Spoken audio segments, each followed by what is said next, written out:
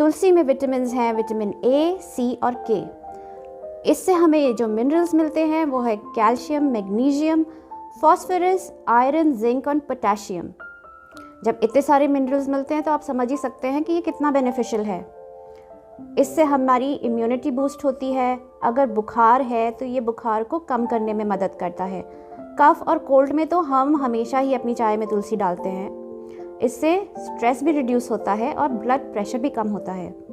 इसमें anti cancer property भी हैं और ये दिल के लिए भी बहुत अच्छा है।